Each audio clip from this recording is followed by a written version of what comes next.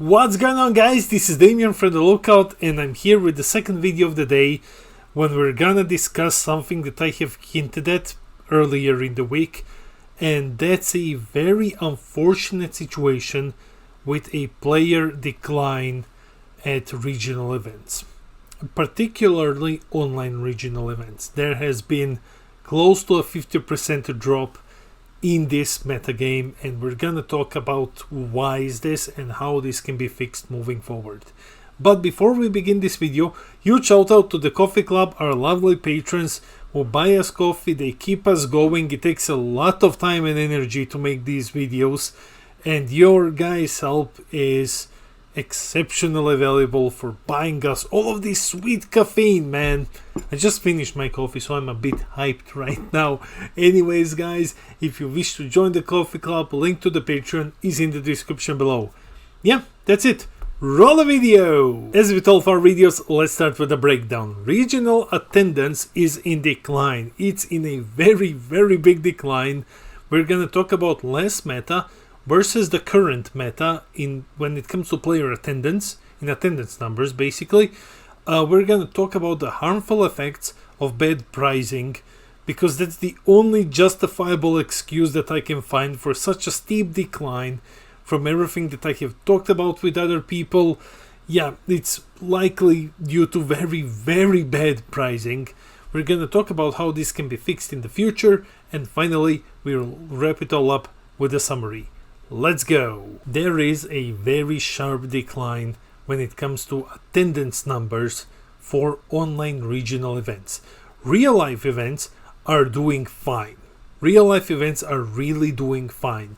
This can also be a byproduct of the fact that we don't have them as often. So of course players who prefer to go to them will go to them, because these aren't events that you're getting every single month. We get just a couple of them per year, and that's it. Online events are having a problem. Online events are the ones which are struggling, and right now we are having a close to 50% decline in player attendance. Here's what I'm talking about. Let's talk about some statistics. I went back through my dataset and I brought you attendance numbers from last meta versus the current meta. Now keep in mind we had a lot more online events in the last meta. Anyway, in BT20, LATAM had 68 players at the lowest point, 80 at the highest. Oceania had 61 and then 80 at highest, and Europe had 112 at the lowest point, 133 at the highest. So these are taken from multiple events. Usually the lowest point is like an outlier. It's only one event which didn't perform well, and then the rest are somewhere close to the highest one. They're hovering in this area. Now if we look at BT21, LATAM had one event so far, and that one online, and that was 48 players. 48. That's almost 50% drop from the highest amount. That is over 20 players less than lowest amount, 41. It gets even worse. Oceania 39. 39 players. The lowest was 61. The highest was 80, and then Oceania had a repeat of 80 at some point. And this is like 39. This is like 50% drop if we're looking at the highest number. We can't usually say, oh, this is the lowest, this is the highest for BT21 meta. We have to take it as the only number because we don't have any more events to draw data from. Europe 95. The lowest was 112. 95. The highest was 133. Yeah. And Europe's gonna have two events coming in August. We will be covering those. I'm interested to see if this number rises. But yeah, as you can see, the attendance is, the worst attendance is still lower than in BT20. It's still lower. To paint a more clear image of how dire the situation is, consider the previous meta. Sin, Gogeta, and Gamma. Like, previous meta was one of the worst, most unhealthy metagames that we have had in recent years. and players still attended. This one is much healthier, much healthier than the previous one, and it's just like, no, players are just not attending. So there is a problem somewhere. Before moving on, please consider the following statement. BT20 was not only one of the worst metas that we've had in years, but it was also the same meta for almost 9 months in a row. Same meta for almost 9 months. Sin, Gogeta, and Gamma. The only difference was in BT19 when Crimson was legal, and then we had like Crimson. A bit, not a bit, a lot of Crimson, but after Crimson got banned, we got back to Gogeta, Sin, and Gamma. It's been basically the same for over 9 months. Like a horrible meta that everyone hated. And despite this, despite the fact that we've been playing the same game for 9 months, players still showed up. Players still came in much larger numbers than right now. Even at the lowest point, at much larger numbers than now. So why is that? What's the problem? Pricing. The pricing is the problem here. Now, you might consider the statement, well, I don't like online events, which is why I'm not attending them. However, we can't take this statement at face value, because this statement has existed in the previous meta, in the metagame before it. This statement has been existing ever since COVID, and the numbers are still there. So that's not really an argument. The only possible problem can be in pricing. The regional pricing for BT20 meta was one of the best ones that we have ever had. It was exceptionally good. It was phenomenal. Look at these 5 cards. Other than Trunks, we still see some niche play in a couple of decks. All of these other ones are staples in the color. These are the cards that you absolutely must have to play the color optimally. And you could get them by attending. Let's ignore the awful distribution of Champ Pack exclusives, and let's just focus on these very valuable and very sought after staples. People came to events to win these cards. Yeah, then basically it's that simple. That's why BT20, one of the worst metagames ever, was so popular at events. Because players just came, played a couple of games, and got the regional pricing. Now look at this regional pricing. Wow, what a downgrade. Although these cards are cool, and I have hyped them as, hey, they are cool, they are piss poor compared to the older one. The current pricing is awful, and the worst part is that it's worthless.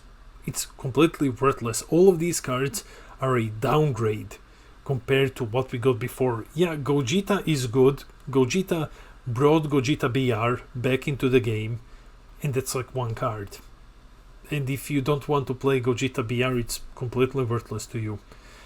And if you want to make the situation even worse, they can also be opened at store championships. There's such a huge influx of these cards, they're completely worthless. Financially, they are worthless. Unlike other ones, which can fetch you a pretty nice price. Like even back then, even if you've paid $30 or 30 euros to enter an event and you didn't open the Champ Pack card that you were interested in, like for example, I'm never gonna play Broly. Like I'm never gonna play Broly. Or I'm never gonna play like Sin. You could sell that card, get your money back. Like these ones, completely useless. Like not useless, but worthless, financially worthless.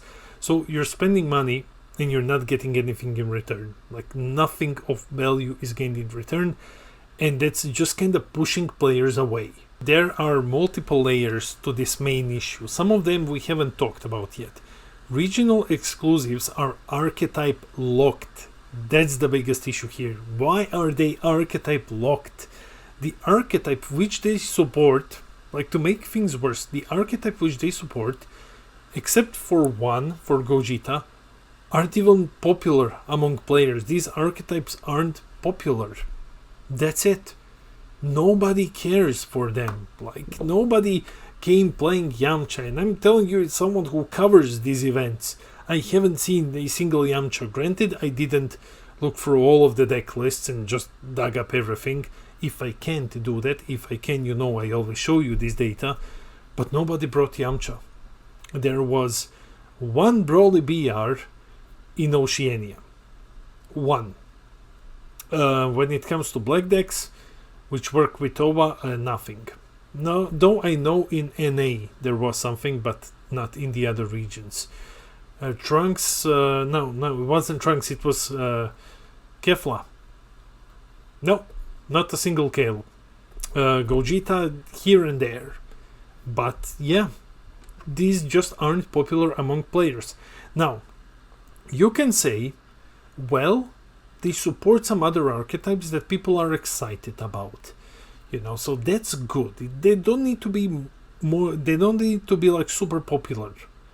But someone is excited, and I'm happy. I'm genuinely happy for people who are excited for these archetypes and that they got support. That's awesome. There's nothing better than when you're playing a game and you have your favorite deck and then it gets support. That's a great feeling. However, you can't expect to create support for casual older archetypes and then use it to attract competitive players to competitive events.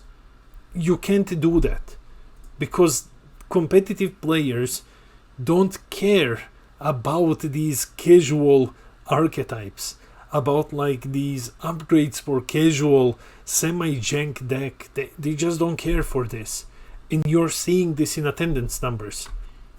There's nothing wrong with supporting older casual archetypes, but you're not gonna attract competitive players. And these casual players, let's say these hyper casual players who play Yamcha or Kale or Toba something, Broly BR, at the kitchen table or at locals, they are not going to be the main audience for your big competitive events.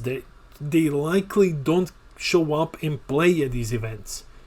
So I think we have an issue with targeted demographic here for these prizes. We're distributing these prizes among the targeted demographic. And finally, for $30 or 30 euros of entry, you're flat out losing money. You're bleeding money. You're not getting it back. Even if you've opened all of these in gold foil, you're not getting your money back. You're not getting remotely close. Especially if you're in Europe, you're just not getting remotely close enough. I don't know what's the situation in NA. I think that you can get some money back if you get like gold foil Gogeta. But other than that, it's a tall order. It's a really big ask for players to spend $30 or 30 euros to get cards that they're never gonna use. That's the issue. Okay, so how do we fix this now? We have been bashing these prices for some time now. How do we fix them? Regional pricing should be generic support. It just should. Like the last metagame proved this. If you give very strong generic support, players will come and they will play. It just should be generic support, obviously. Because, we're in a game where not everyone plays certain decks, like we are seeing here, and they just kind of, pushes players away, because then it's like, why would I attend to get like Yamcha? Why?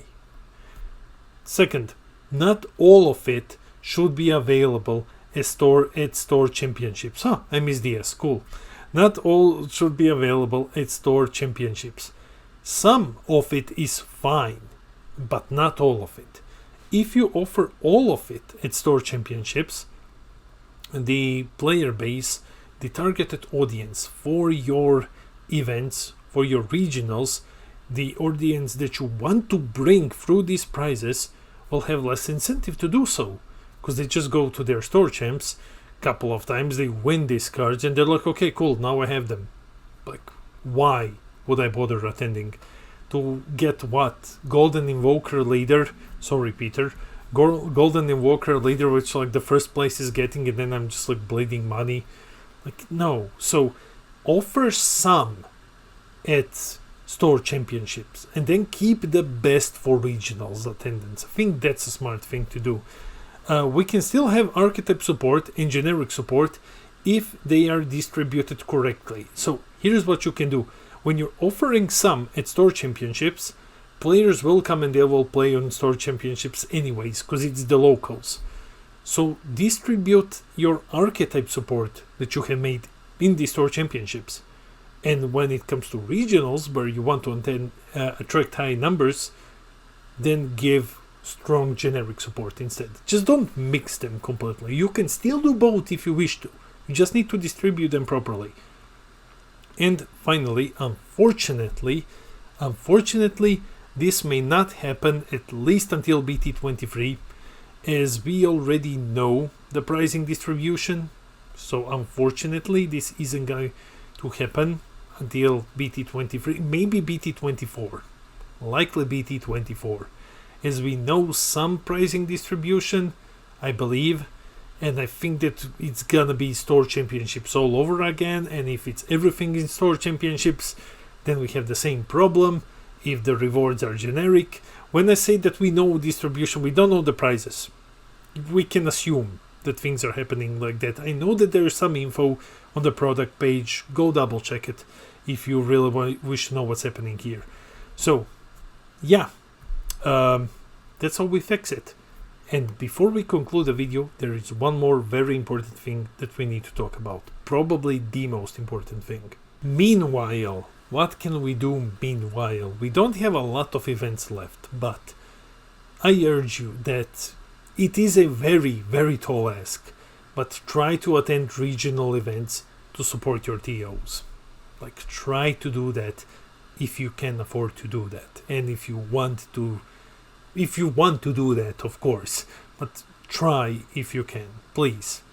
This might be a tall ask. I understand that I just told you, like, hey, you're bleeding money, and this might be a tall ask, but the fact is that we don't know how Bandai looks at these low numbers, and this mess plus low attendance might reflect poorly on otherwise great TOs who bring us these events. Like, it might reflect poorly, especially if you look at the previous season. You know, like, I have worked with some TOs, and I know that there are TOs which really genuinely care, and they really do their best to bring players the best events. But these low attendance numbers, it's not up to them. It's not their fault. It's basically this awful situation that we are in with pricing. But we don't know how Bandai is gonna look at this. Maybe they understand. Maybe they look at this and say, like, hey, you guys are doing a bad job. What's happening? So if you can, try to support your TOs. Play a few games at these regional events. Maybe you get into top 8. Maybe you win. You get some cool stuff. There's not much that can be done about more live events. Like, that part is literally out of our hands. There's nothing that we can do about this. But pricing can be fixed. There's always time to fix pricing. If it's something else that is preventing you from attending online events, that isn't I don't like online events.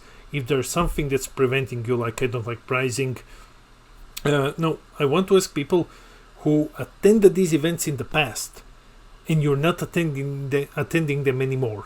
What is preventing you from doing this? Voice your opinion in the comments. Let it be heard. Let's get to the bottom of this. That's it for the video. Let me know in the comments below. How would you fix this situation? How would you fix this current situation? How would you change tournament organization for online events? Price structure, that's what I mean. How would you change, like, price structure, for example, for online events moving forward? Like, if there is an issue here, either in organization or in prices or in something else that I might have missed for online events, let us know in the comments. How would you go about fixing this? I read all of your comments. I try to respond to everything. I really, really love our little community. You guys mean the world to me. I love each and every one of you. You're all breathtaking.